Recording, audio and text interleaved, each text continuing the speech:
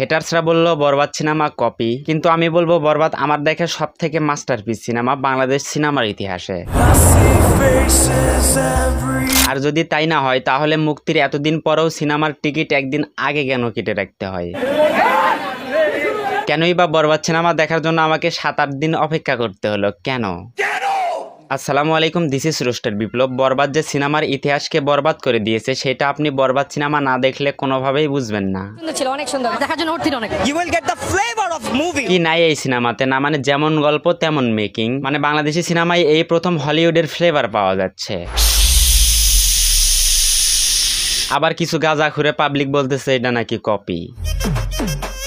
মানে ভাই আপনারা বরবাদকে যে সিনেমাগুলোর কপি বলতেছেন, আসলে বরবাদ সিনেমা কিন্তু সেই সিনেমারও বাপ, মানতে হবে ভাইয়া, মানতে হবে।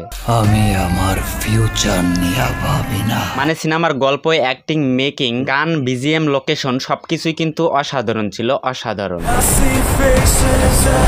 যা এপার বাংলা এবং ওপার বাংলায় এমনকি তামিল তেলুগুকেও পিছনে ফেলে দেবে অনেক অংশে। আর এটা কিন্তু ভাই অস্বীকার করার সুযোগ নাই। উনি একজন রেপিস্ট। আর ভাই এই সিনেমায় যে সকল উঁচু লেভেলের অভিনেতারা কাজ করেছেন আপনি দেখলে অবাক হয়ে যাবেন। মানে সব তারকারা একটি সিনেমায়। আর হ্যাঁ, এত অভিনেতাকে কিন্তু সিনেমায় এমনিতে রাখা হয়নি, সবার উপস্থিতি অত্যন্ত গুরুত্বপূর্ণ এবং গোছালো ছিল। মানে স্ক্রিনে এক একজন এক এক সময় এক একটা টুইস্ট নিয়ে হাজির হয়েছে যা সিনেমাকে আরো উঁচু লেভেলে নিয়ে গেছে। মানে আমি বলতে চাচ্ছি কাউকে আজাইরা বা হুদাই স্ক্রিনে নেওয়া হয়নি, সবারই গুরুত্বপূর্ণ কিছু সংলাপ ছিল যা সিনেমাটা দেখার আগ্রহটা অনেক অংশেই বাড়িয়ে দিয়েছে। বিশেষ করে মিশা সওদাগর এবং জিল্লুর ক্যারেক্টারটা ছিল অসাধারণ। মানে এক একজনের অ্যাক্টিং ডেলিভারি চোখে পড়ার মতো।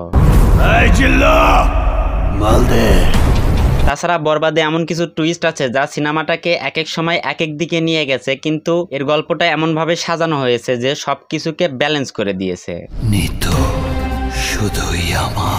সব মিলিয়ে বাংলা সিনেমার ইতিহাসকে বরবাদ করে দেওয়ার মতো একটা সিনেমা যা দর্শক উপভোগ করতেছে। আমি আমার ফিউচার নিয়ে ভাবি না। আর হ্যাঁ, শাকিব খান এবং ইথিকা পালের জুটি কিন্তু আমরা এর আগেও দেখেছি প্রিয়তমায়। তবে আমি লিখে দিতে পারি রায়হান রাফির প্রিয়তমার থেকে কয়েক গুণ এগিয়ে আছে বরবাদ সিনেমা।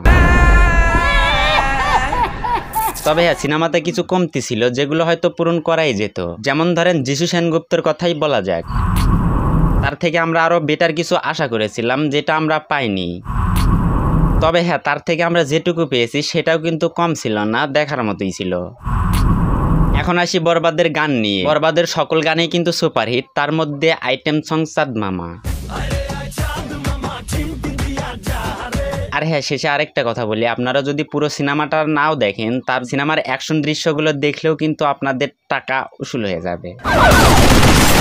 হ্যাঁ, আপনি যদি বরবাদ সিনেমা ইতিমধ্যে দেখে থাকেন তাহলে অবশ্যই কমেন্ট বক্সে জানান। তো আজকে বিদায় নিচ্ছি, দেখা হচ্ছে নেক্সট কোনো এপিসোডে। ততক্ষণ সবাই ভালো থাকবেন, সুস্থ থাকবেন। নোংরামি করবি, রোস্টিং হয়নি। আমি বিপ্লব, রোস্টার বিপ্লব।